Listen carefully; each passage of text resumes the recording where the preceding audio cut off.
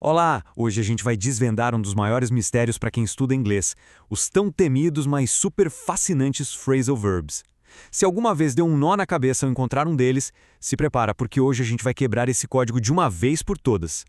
Para muita gente, os phrasal verbs parecem um verdadeiro quebra-cabeça, né? Uma coleção de palavras que, quando a gente junta, parece que perdem totalmente o sentido, parece uma coisa aleatória. Mas, e se não for? A frustração toda geralmente começa com uma pergunta bem simples, tipo essa. Look significa olhar. Up quer dizer para cima. Então, por que raios look up de repente vira pesquisar? É nesse ponto que a lógica parece que vai embora. Ok, vamos começar do começo. Tecnicamente, um phrasal verb é isso. A combinação de um verbo principal, tipo look, com uma partícula, tipo up. O pulo do gato é que juntos eles não estão somando significados. Eles estão criando um significado totalmente novo. A chave é entender como essa mágica acontece. E aqui está a primeira grande revelação para resolver esse enigma todo. O segredo, na verdade, não está no verbo, está na partícula. É ela a pecinha que muda o jogo inteiro. E este é o ponto fundamental. A partícula, seja ela up, out, on, o que for, ela não está ali por acaso. Ela meio que abandona o sentido literal dela de direção e assume um sentido figurado, um conceito. É esse conceito que vai lá e transforma o verbo. E aqui, o código é revelado. Dá uma olhada em como as partículas seguem um padrão. Up, por exemplo, quase sempre traz uma ideia de conclusão, de algo que foi finalizado. Por isso que give up é desistir, ou seja, concluir uma tentativa. Out já traz a ideia de revelar alguma coisa, de botar para fora. Por isso, find out é descobrir. A partícula não é aleatória, ela tem um padrão. Olha, a professora Edi Costa resumiu isso perfeitamente. A dica de ouro é essa. Sempre tentar associar a partícula com o seu conceito figurado. Se aparecer up, já pense em algo que terminou ou melhorou. Isso clareia tudo. Certo, então a primeira parte do código já foi.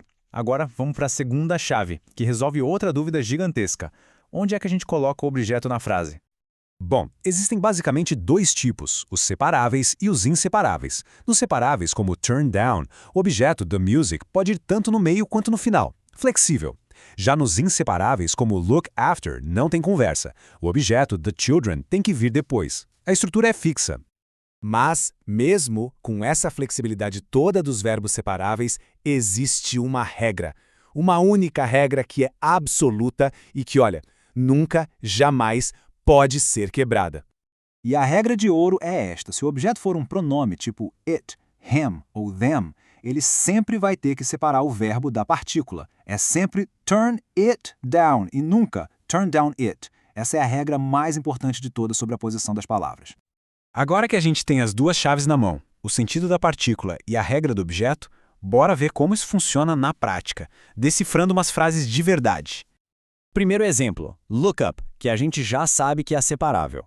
Se o objeto for the word, tudo certo. Mas, se a gente troca por it, aí a regra de ouro entra em ação.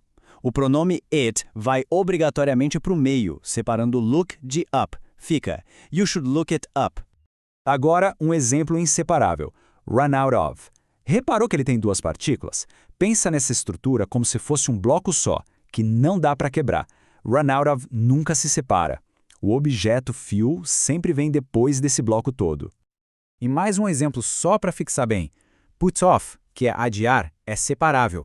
Mas, de novo, quando a gente usa o pronome it para falar da reunião, a separação vira obrigatória. I cannot put it off.